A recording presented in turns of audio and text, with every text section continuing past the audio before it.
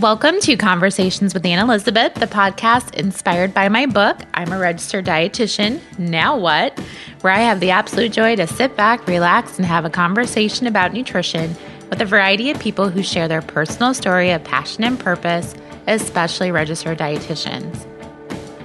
My conversation today is with Gisela Bouvier, a registered dietitian with the most sincere passion in helping others practice body kindness and mindful eating.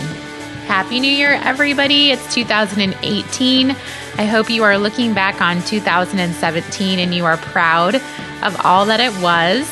I'm lucky to still be on the airwaves with each of you, so thank you for making my 2017 by tuning into my podcast. I am looking forward to trying out some new things this year with the podcast, and I always welcome your feedback. If you have a guest you would like me to have on or a topic that you would like me to find a guest to discuss, go to my website and fill out the podcast pop-up. This is a great way that I can connect with you and continue making 2018 a great podcast adventure. I have to give a shout out to another year with my first podcast partner and thing I love, Jelly Time Popcorn. As you all know by now, popcorn is my absolute favorite snack. Sometimes I will eat it in bed and find a few pieces that fell asleep with me, and I will find them in bed with me and they will end up on the floor and sometimes on my face. It's not uncommon. My go-to is Jelly Time Simply Pop Popcorn because it is full of simple ingredients, and I really do think it's the best tasting microwave popcorn out there. To learn more and get some money-saving coupons, go to jellytime.com. I feel Instagram is the social media matchmaker for like-minded people by connecting us with each other, and that enters Gisela. Connecting with her through Instagram led to a quick but intimate meeting at Fancy and this amazing conversation. This was a gift to me. This conversation is fantastic. As she told me before, she is an open book and shares her own personal journey through an eating disorder, being in jobs that she didn't like and didn't bring her joy, and therefore leading her to the passionate and purposeful life she leads today. Each time I have listened to our conversation, I actually get happy tears in my eyes because she is just so inspiring. So do one positive thing for yourself today, and please listen to my great conversation with Gisela. Okay, perfect. Well, really, this conversation is kind of about you, and just kind of your journey of becoming a dietitian. And I know that you and I had some great conversation in our short time just about, some personal things that you went through. And I just kind of want to learn more about you and how you got interested in being a dietitian and what's kind of led you to where you are today. Okay. So how far do we go back? That's, I really got into nutrition back in high school. I had struggled with an eating disorder. I want to say it really started peak in middle school, but I feel like since I was a child, I had really bad body image. And, I remember being in kindergarten and comparing like my knees to other girls. Like they had square knees and I had round knees, and then their collarbones stick out. Mine didn't. So maybe I was overweight. Things like that it's very real that young girls are comparing themselves at such a young age. So really in middle school is when I thought I started learning nutrition, and it ended up being the total back burner. Nutrition was controlling me, not me controlling nutrition. And it wasn't a healthy nutrition. So a senior year of high school, I took a fitness and like nutrition class, and I was like, oh, this is amazing. I'm totally cured, and I want to do this and help people the rest of my life. And so that's what I did. I started undergrad and I went to Florida International University in Miami, and I was like, I'm going to be a dietitian. And unfortunately for me, the more I learned, the more I got sick. So I started working as a dietitian. Right before that, I went into my first inpatient treatment center. As a dietitian, I was very good at manipulating my therapy. And basically, like, they wanted me to put on supplements, like a weight gain regimen and things like that. And I said, no, I totally at the time was saying that I was vegetarian based on because I was restricting, not because it was intuitive. And I kind of want to touch base on that a little bit afterward. And, Sure. then, I was like, I made them let me exercise 3 times a week. So it was a lot of manipulation there going on. So needless to say, it didn't, the 4 weeks in intensive didn't help. And I didn't continue with therapy after that.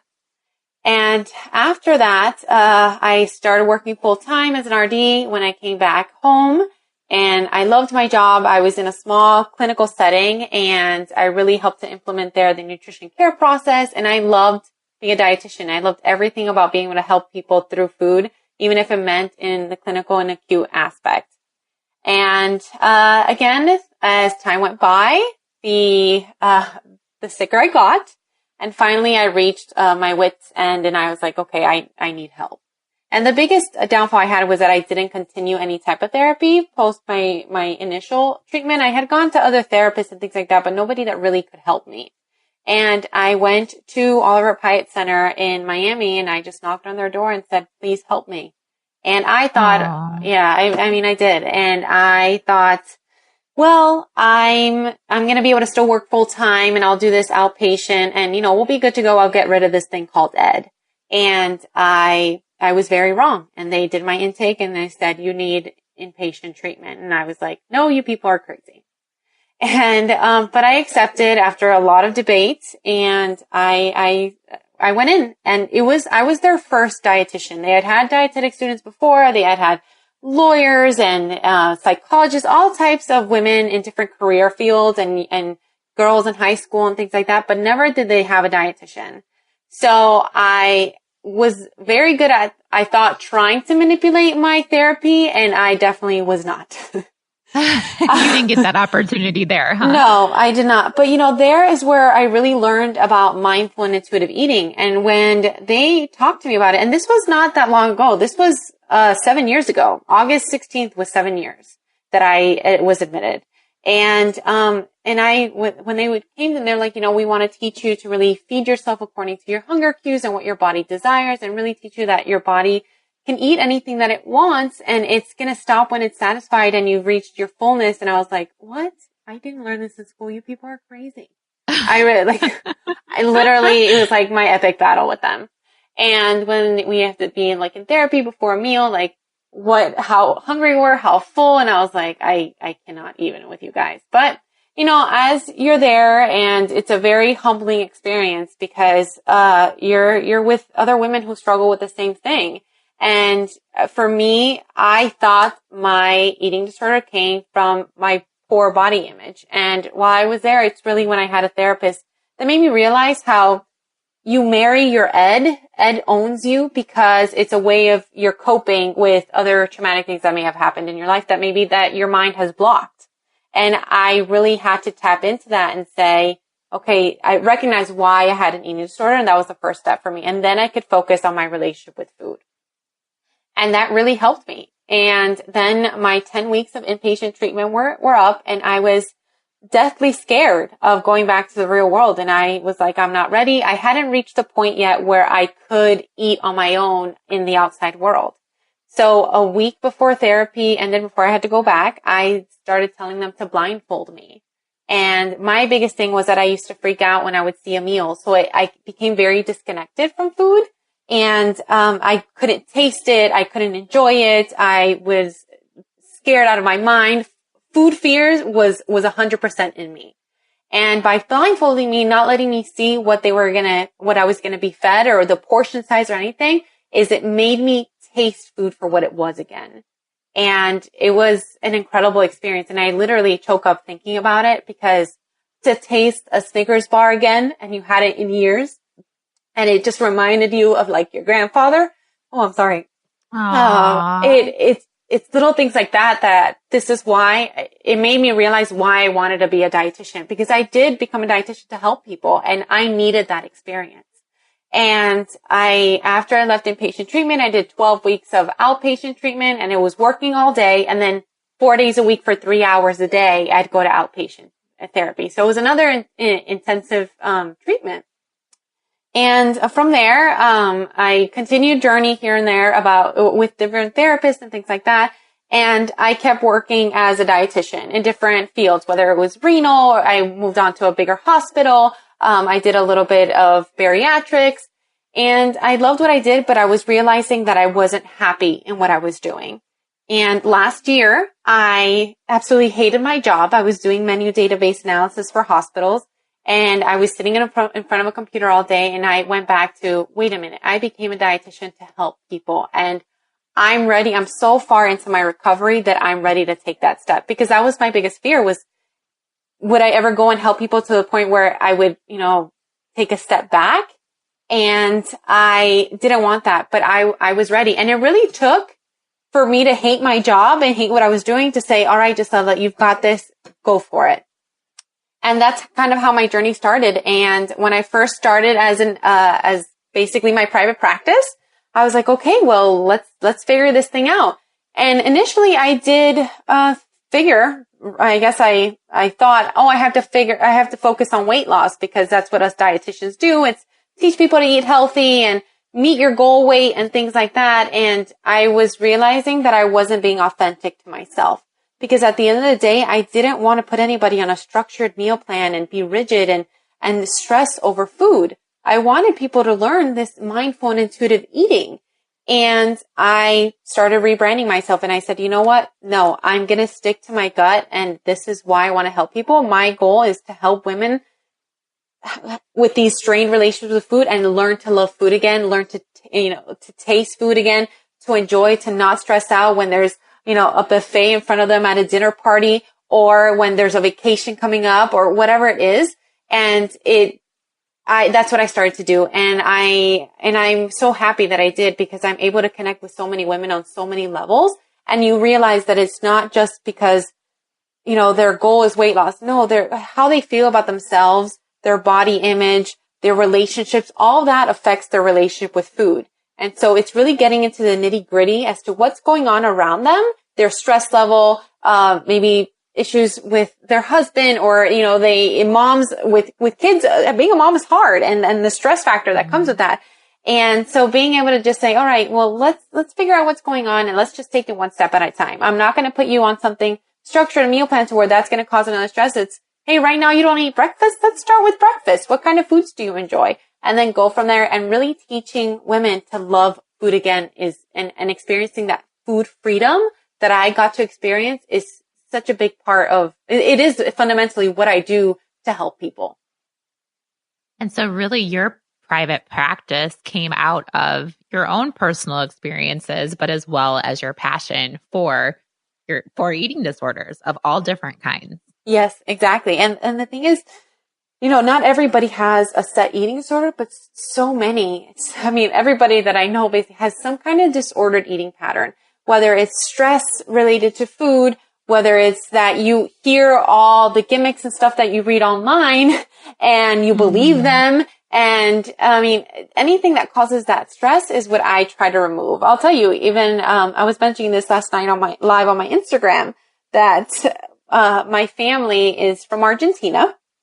And in Argentina, one of their biggest myths is that you can't eat fruit after dinner because it stays on the top of your stomach and then it rots. And so you can't have fruit. And I was like, I'm sorry, what? Like, yes. I just heard this on Thanksgiving. And I was like, okay, guys, let's go back to science. But, things like that. So I'm like, are you guys really not going to eat a piece of fruit after dinner? Because those are the myths that you hear. And just like, well, no, I can't have, this fruit salad as a dessert because, so little things like that, that's adding some kind of stress or like disappointment in food. You don't want that. So it's going back to those basics. It's, hey, let's enjoy food again and take away any stress factor that comes from that.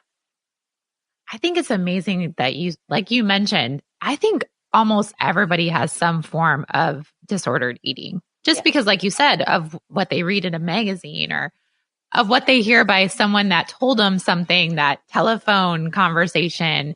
It's amazing how much it affects so much of our population. It does. And, and today I was talking to a client and we were talking about how like diet culture itself, or, what you see in the media or the fitness industry, it's like, okay, everyone has a goal weight, let's say. So that goal weight, what if that's not your set point? And I'm a big believer in the set point theory, which is where your body, it's the weight range where your body functions most optimally. And a woman who's 5'4" at 32 years old may have a weight range, set point of 125 to 135 pounds. And a woman of the same age and stature may have one of 150 to 160 pounds. And we have to accept that no human body is the same. So when you see all these things about, oh, my weight goal, you're fighting that set point. What kind of stress are you putting on your body physically and emotionally and mentally? So, and then, okay, you've reached that number. Does it really stop there? No, then you're going to be so set on trying to stay at that number that your relationship with food is only going to become even more strained. It's not that number on that scale is not going to make you any happier.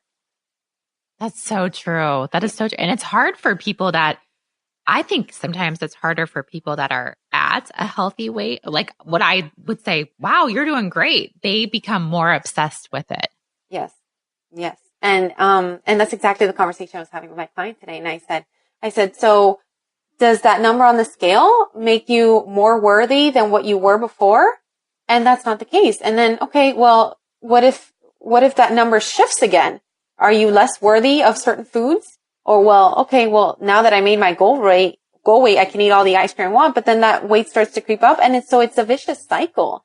And you may see someone and say they've got, a healthy weight and they eat well, but do we really know what kind of strain is there, around their eating? Are they, viciously counting everything that goes into their body? Are they trying to work it out for 3 hours a day? I did that. I worked out. I would leave work at 4:00, be at the gym by 4:30, and I would be in there till 7:30.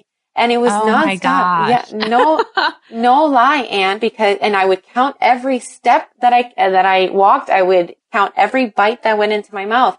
Why? Because I had a number that I was trying to fight and trying to get to that scale.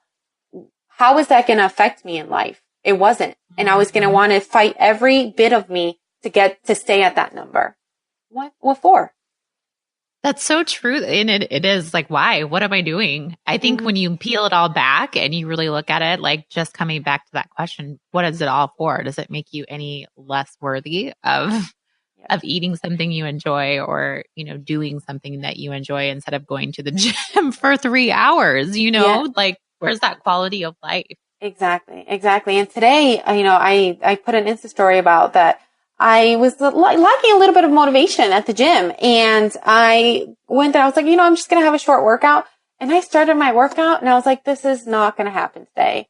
My body is like, no, dude, you're tired. It's not going to happen. And so what did I do? I just did a little bit of cardio and I was done and I went home.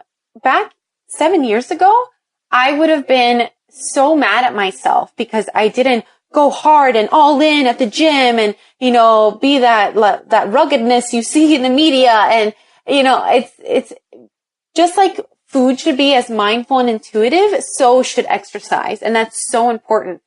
We shouldn't be at the gym to burn calories. We should be at the gym because it makes us feel good. Mm-hmm. I loved that today when you said that in your story about how you're like, yep, my body just wasn't feeling it. So I left. Yeah. And so I was like, all right, I'm done. And, it's probably just one of those weeks that my body's asking me that. Yesterday, I thought about going to the gym or do I go to yoga? I went to yoga and it was magnificent, and that's okay. And it shouldn't be a factor to where we're putting strain on our body, just like, emotionally with food, physically at the gym because we feel like we have to burn or we have calories or we have to look a certain way. It should be because exercise is good for us, releases endorphins, makes us stronger. Whatever. And they both go hand in hand because if you're going to the gym for the wrong reasons, it's the same way while you're eating the steamed broccoli that you hate so much, but you feel like it's going to make you lose weight. Like, so true. So, I talk a lot to my clients, about meal prepping. And so when they hear the term meal prepping, a lot of times they think of, well, on Sundays, I'm going to cook for 3 hours and weigh everything out and portion it and put it in all containers so that I'm eating the same lunch from Monday through Friday. And I tell us like that is not me at all. What I want you to do is, when you cook dinner on Monday night or maybe Sunday, you have a little bit extra. So you have for a couple days. And I want you to build your meals based on what you have. And so today I did a post on Raid Your Fridge Wednesday and was really about what's in my refrigerator and based on that, what kind of meal can I make for myself that I'm going to truly desire and want and enjoy? And when we get into that, again, that stressful part of meal prepping viciously and having the same food all week, that we don't know if we're going to want the same thing Thursday that we had on Monday. And we're making our bodies think this is what you want and this is what you need, those exact 4 ounces of chicken. That's again, awful. It's so awful. It's so awful, Anne. And, but so much in the media and diet culture and the fitness industry and everything that we see nowadays is revolved around that. And really, it makes such a knot in my stomach because I'm like, when did that happen? And I always tell my clients, and I said it on my Instagram live last night, when we're babies, we are crying hysterically when we want hunger, probably because our moms, waited till we were a 1 on the hunger scale. And then, and then we are pushing the milk away, when we're full and we're like, we're done. And sometimes, moms are worried like, oh, well, she only had 2 ounces, but then at the bottle last time at 2 hours ago was, 6 ounces, whatever it is. But we're being intuitive. We're in tune with our bodies as far as fullness and hunger cues are concerned.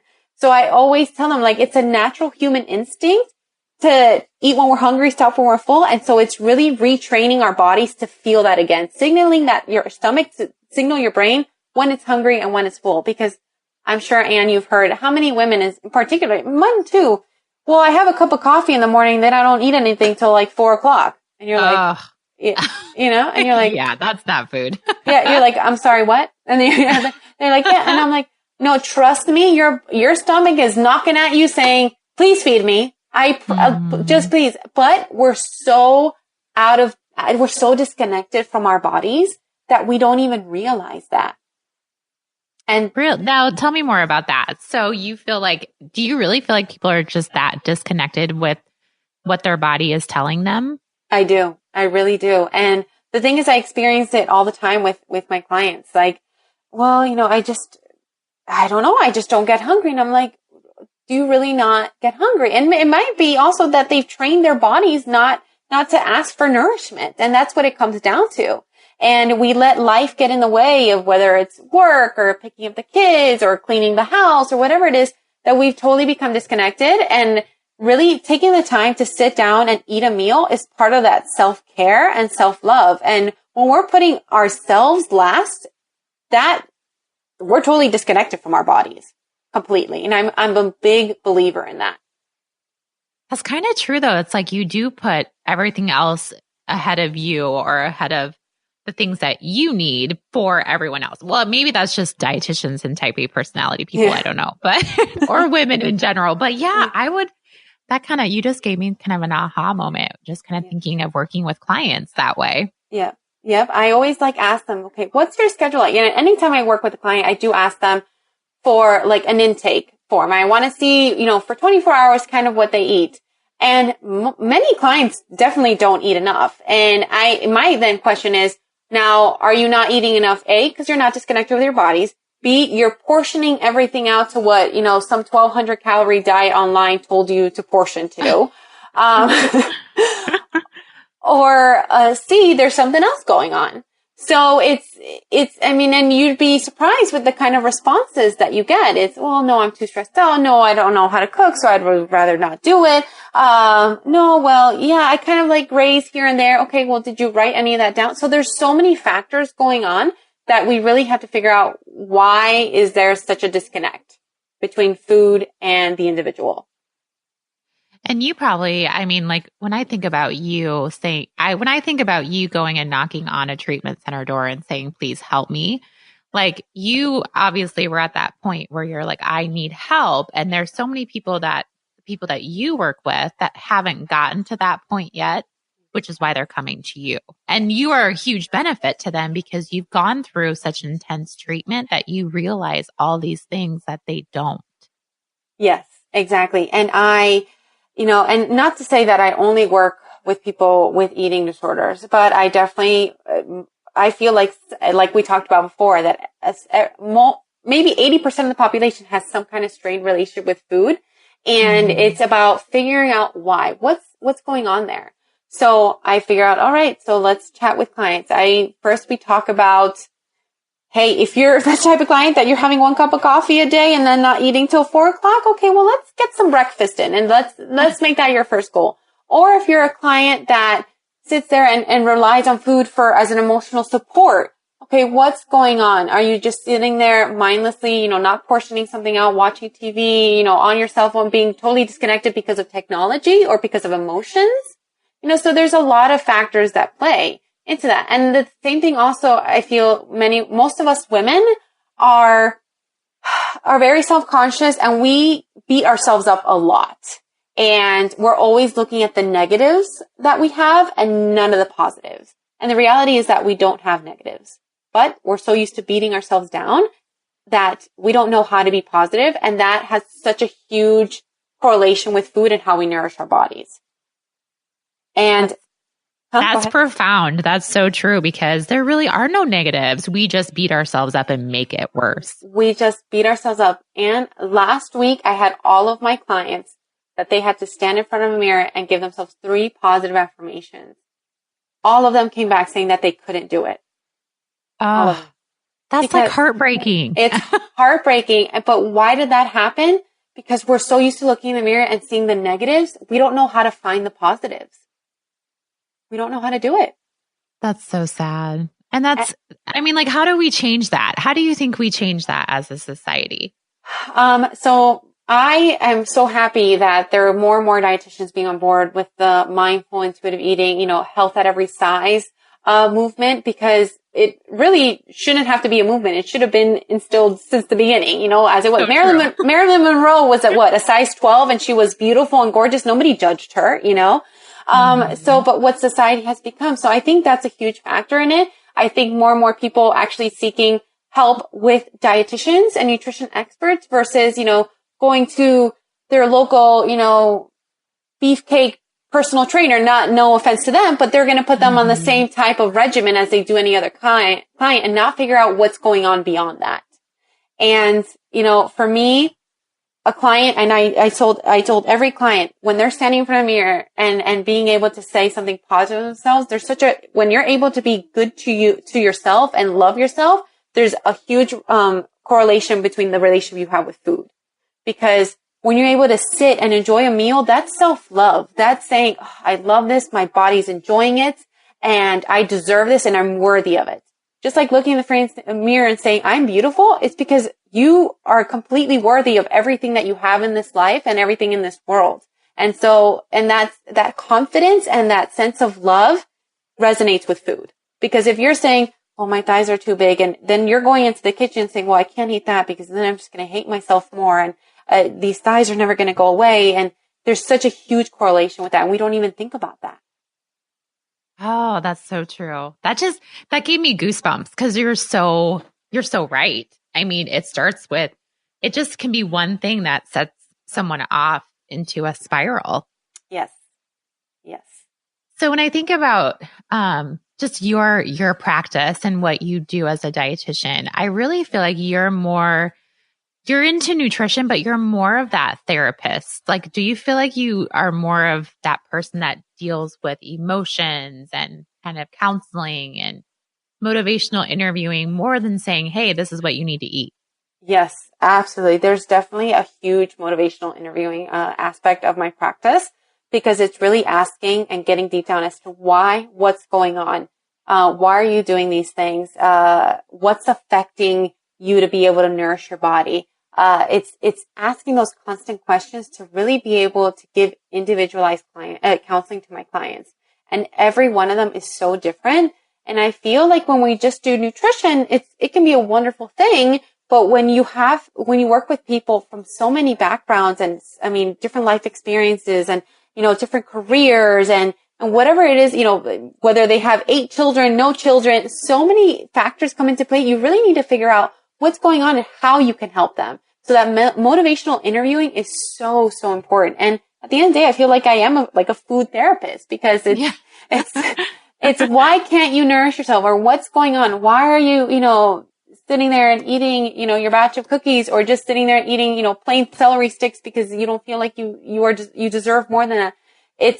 There's such a big correlation. And right now, one of my clients recently said, Gisela, I'm working with you the past 2 months. I'm at the point where I can distinguish when I'm hungry, when I'm full. And she's able to realize like, hey, I don't have to sit here and eat my full dinner, or I'm allowed to have more if I'm hungry. But it's slowly we're getting to a point where she's getting out of the diet mentality that, oh, she has to eat like the carb, protein, and veggies at every single meal. I tell her like, that's a foundation for nutrition. And no matter where you go, you want half your plate to be veggies, and you have your complex carb and your lean protein, but it doesn't mean that all your meals have to look that way. It's tonight I just felt like having a big salad, or I just felt like having a sandwich, and that's okay. And it's really about saying all foods are okay. I don't tell my clients to look at food as natural, junk, whole, processed. I tell them food is food. I don't want you to look at it any other way. Yes. Hallelujah. Yes.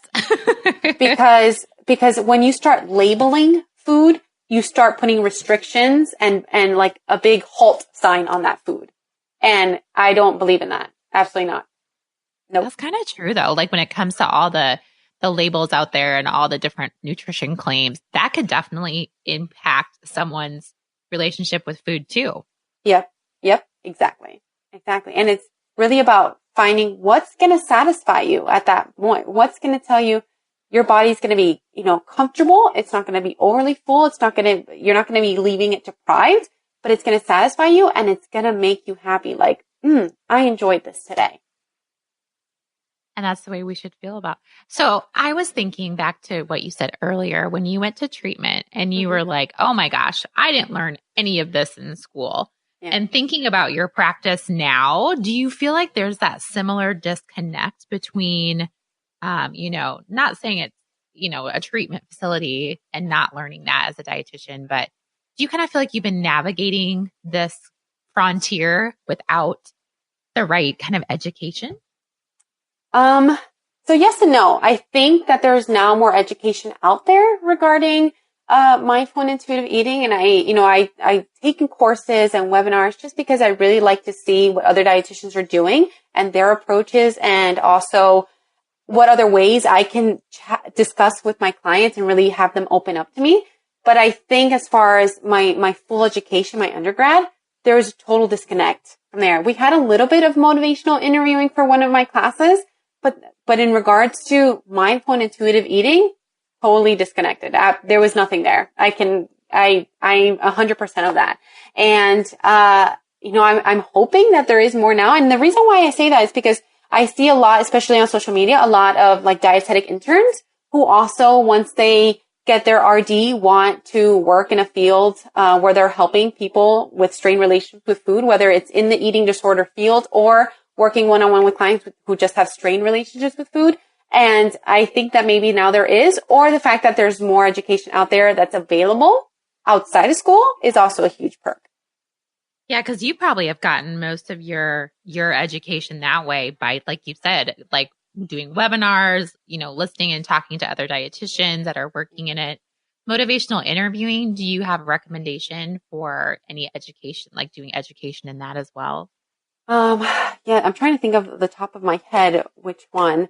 I'll have to get back to you on that one. But I do feel like it is important. There's a book that I had somewhere, but when we moved, I don't know where it is. But, but yes, motivational interviewing is absolutely extremely essential. And the reason for that is, again, is really getting to know your client and building that rapport and allowing yourself to provide individualized counseling. Because if you don't have that, then your practice, I feel, in my opinion, becomes very stagnant because you're not able to go further and deeper with your clients. And once I realized that was, besides the fact that I was rebranding myself to be a mindful diet, mindful nutrition type of dietitian, I was really getting into the nitty gritty as to what's going on with my clients. Because without that, if I just said, okay, well, let's chat a little. All right, well, this is your intake, and well, these are my recommendations, then there's a whole disconnect. And I'm not understanding what's going on in my client's life. Mm-hmm. That's so true. And I think it's for even people that want to lose. Like, I always feel like, and you might realize this too, people that want to lose weight, there's so much other things that they're carrying that they need to work through first before they can even get to their body's able to even lose weight.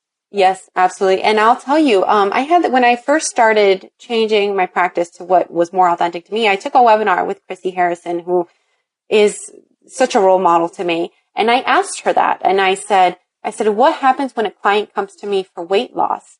And she said, that's not the priority. The priority is what's going on with them. That is their main goal. B, what's going on? What kind of relationship do they have with food that, let's say, they are quote unquote overweight in that aspect, or that they feel like they need to lose weight. And that's what I do now. And I'll tell you, that's not my goal at all. I'm sorry. One of my clients, recently, that was her initial, reason to come work with me, was the weight loss. And I said, okay, I was like, that's not my main priority.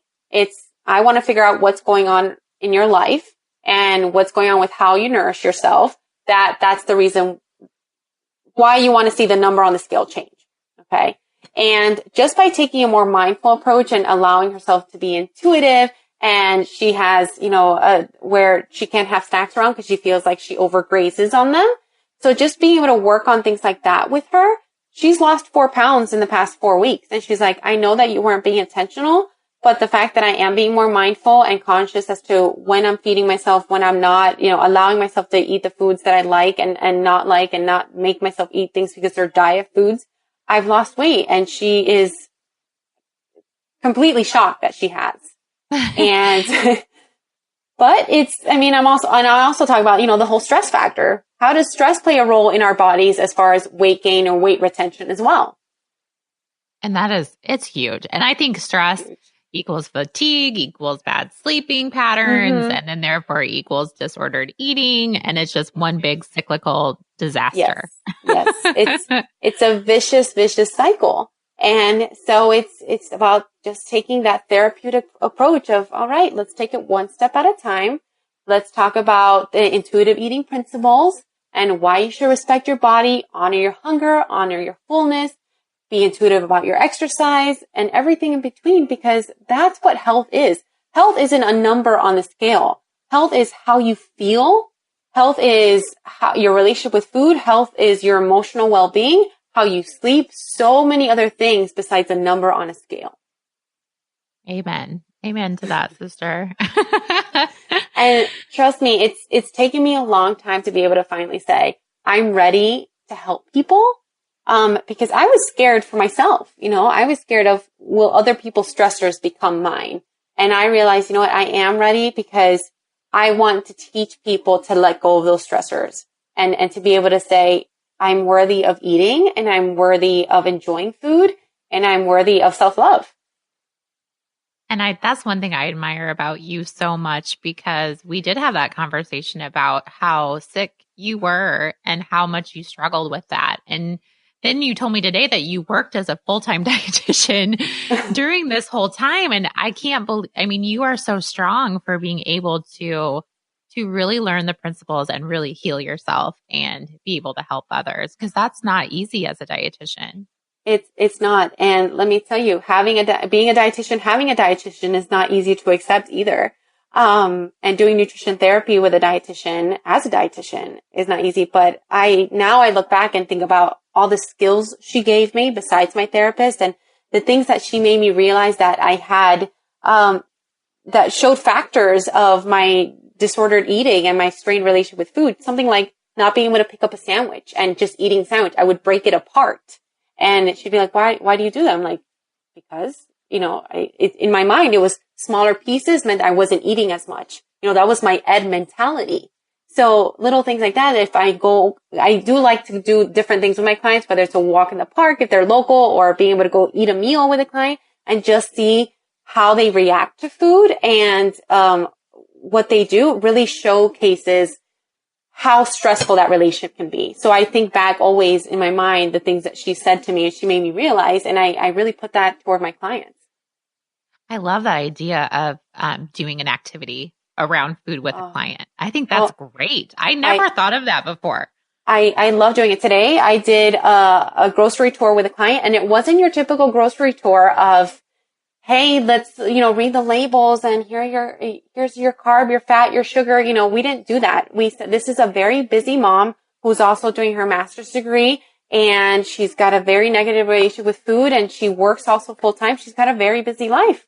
And we took 30 minutes and I said, we're going to come in and out of the grocery store, and you're going to learn to just be able to grab food to be able to make quickly that's still going to nourish you. And that way, because her thing is like, she grazes a lot, or she feels like she doesn't find that satiety. It's like, okay, let's figure out what you like to eat. We can make a meal in 5 minutes based on the foods you like and things that are easy to prepare. Again, I don't look at food as like, oh, this is, semi-cooked and processed versus this is not, it's got a lot of color. It's got a lot of flavor. You like it. It's convenient. It's going to let you nourish your body. Let's do it. And that's what we did. Yes. Food is not food unless you eat it. You can't get nutrition unless you eat it.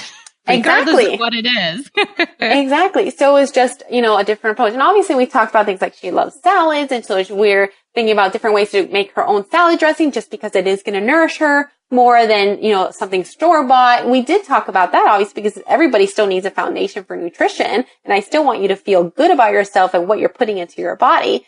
But it's about, okay, let's see what works for you in your current state in life and how busy you are or what you're doing. And let's make it work for you. And let's take out that negative relationship that you have with food.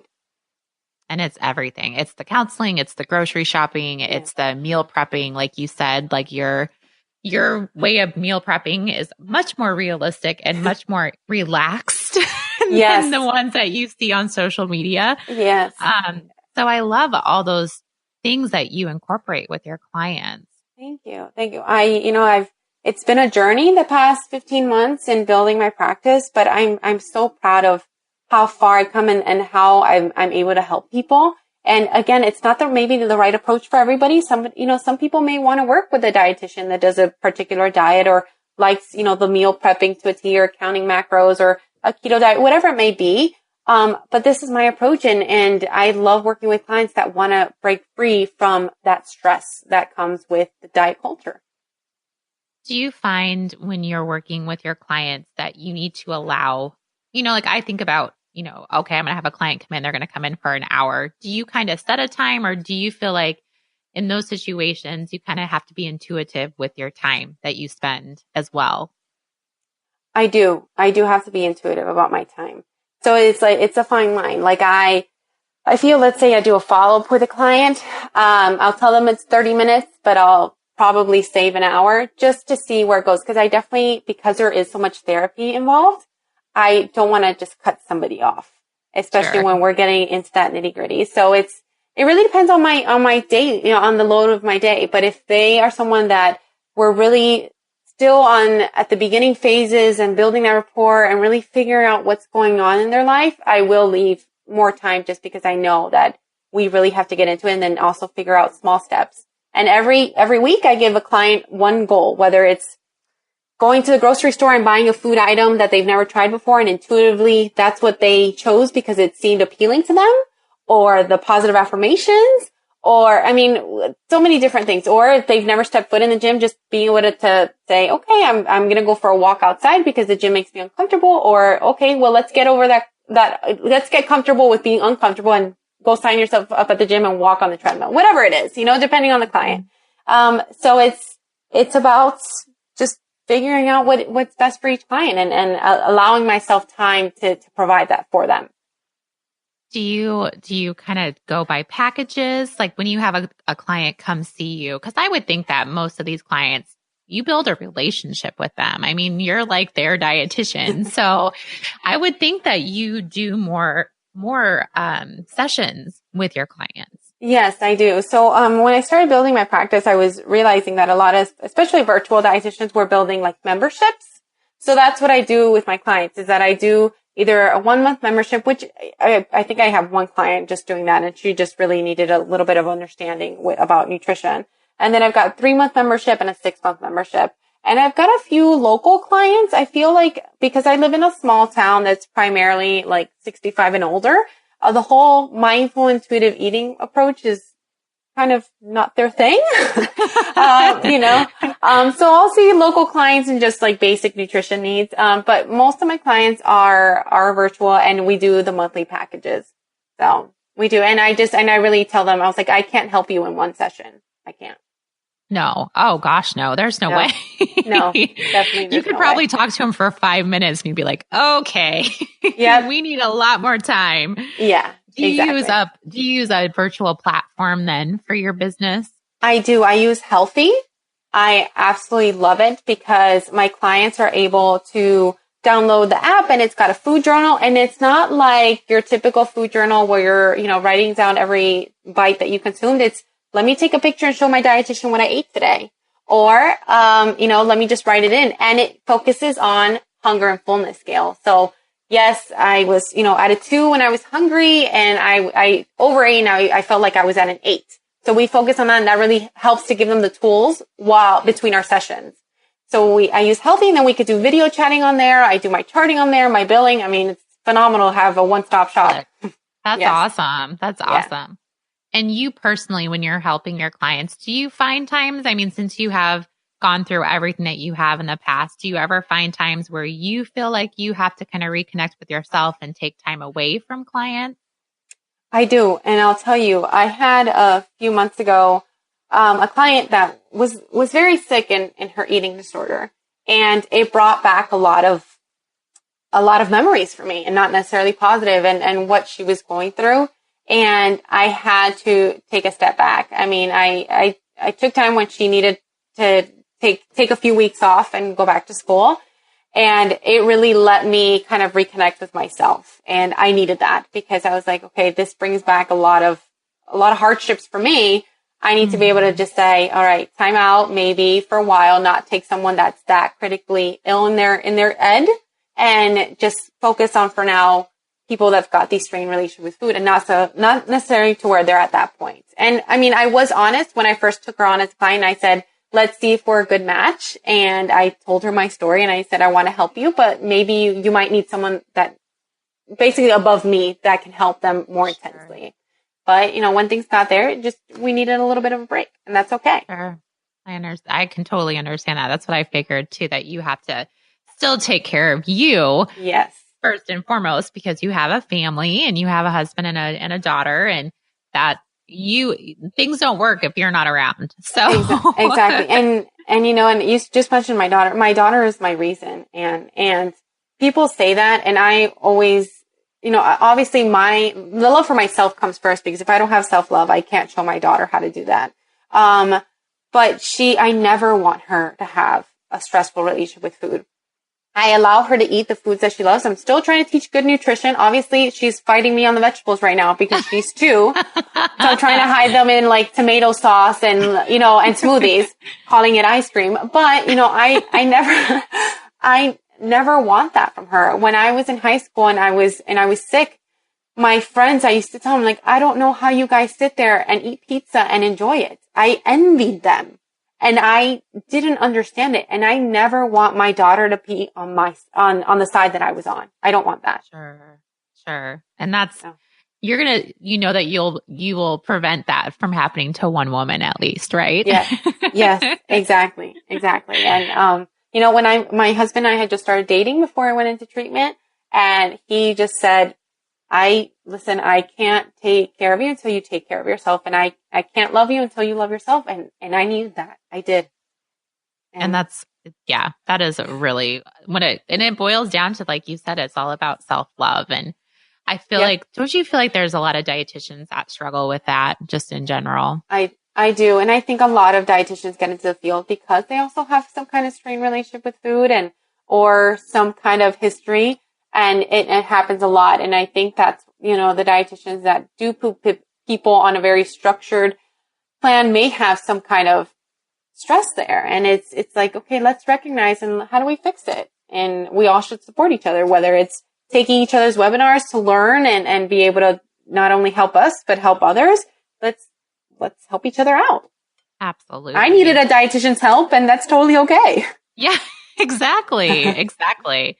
And do you kind of think, like, after you kind of got into your own practice, because I think about, you said stress, and you talk about all the stress that we have in our lives. If you're not working in a job that you love, like you got to the point where you hated your job, that can also affect your ability to have a good relationship with food as well. Yeah. And when I took on this job, it's because it was full time from home. I had just had a baby and I said, this would be wonderful. You know, I love doing menu analysis for facilities. That's one of my side specialties. You know, and I was like, and I'll be able to be home with my baby, but it was so strenuous and I had not a very nice boss that, you know, that put a lot of stress on me. And I also suffered through postpartum, and that postpartum and that stress from work was making me go into habits that I hadn't in 5 years. And I was like, no, I'm not going down this road again. Absolutely not. And so I needed to get help again, which was okay, you know, from a therapist. And it was about, I need to get away from this job, A, to help people, B, not to put this type of hate and criticism and bashing on myself and this stress on myself. So I quit my job. My husband and I'm very honest with my clients, packed up our things, moved in with my in-laws. And I said, I'm going to figure out this business thing and I'm going to figure out how I can help people and reach out. And that's what I did. Good for you. That's a good message for all dietitians out there. Do what you love and you're passionate about. Yep. Because it makes the rest of your life so much better. So much better. I'm so much happier now. And I realized when I was in that job that I hated and I had applied to 50, 60 jobs and random things, you know, pharma rep, I don't know, like head shop manager, whatever it was. And I wasn't getting callbacks. There was a reason for that.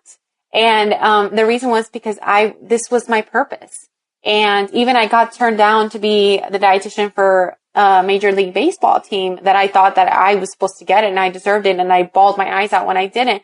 And at the end of the day, like, that's not my passion. Any sports dietitian, good for you. You deserve that, you know, but for me, I was just trying to get out of a job I hated and not really finding what my purpose was. And this is my purpose. And I'm going to get there. I'm going to make it happen for my family, you know, because I feel like I deserve it. I feel like my clients deserve it and my family deserves it. And you can hear it in your voice. Like I can just tell that your clients love working with you because you are so passionate about this and that it totally trickles into everything else that you do in your life. And thank you for being so passionate. Thank you for being such a passionate dietitian. I love that about you. Thank you. Thank you. I do. I love being a dietitian, Anne, and I know that you do too. And hey, you do with this podcast, which is amazing, and get to connect with so many dietitians. Fun. It's so fun. I get to talk to people like you. Do you have, you know, oh, sorry. Go ahead. No, go ahead. I was just we're just kind of go ahead. Catching each other. I was going to just say, do you have any, you know, for dietitians that are out there working and maybe they don't specialize in intuitive eating or, you know, mindful eating. Do you have any just easy, quick recommendations for them to do in their own practice to kind of incorporate that? Absolutely. So I just say like the first step in mindful eating, I say this, every dietitian should tell their clients and I tell all my clients is use all 5 senses when it comes to eating. And when they like, what do you mean? I'm like, well, your food should be visually appealing. You know, they should be excited to what they're eating. If they hate that broccoli and it doesn't make them visually excited, then they shouldn't be eating it, you know? Right. They should be able to smell the food and really get excited and happy about the aromas coming from their dish. They should be able to taste, taste is the last one, but there should be different textures and in their food just because it makes food a lot more exciting when you've got something soft and something crunchy, crispy, whatever it is. And then they should be able to hear themselves chew because they're chewing slowly and taking the time to eat. Or they should be listening also to maybe pleasurable music, conversation, not like, you know, the news that's, you know, everything that's going wrong in this world and causing stress. I don't believe in that. And also they should be tasting food. For me, when I was blindfolded, which by the way, now the facility, uses that for other clients that have food scares the way I did, food fears, they blindfold them and have them taste food for what it is. I just want to say that. So I started something there, which makes me very happy. I still think you need to trademark that. I did. And I know that happened because when I first started my practice, I got a client here locally that she had gone to the facility and she told me they did that with her. And I was absolutely floored. Oh my gosh. Yeah, they had told me a few years ago and I was like, okay, I'm sure you guys do. And they did it on her. And I was like, wow, I started that. But anyway, so they should be able to taste their food. So whether it's closing their eyes, just for a moment, whether chewing slowly and enjoying every bite, it's really, if every dietitian tells their clients use the 5 senses when sitting down and eating a meal, that takes nutrition to a whole nother level. It really puts that mindful aspect.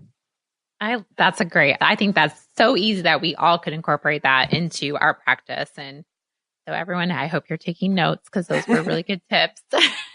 Thank you. Absolutely.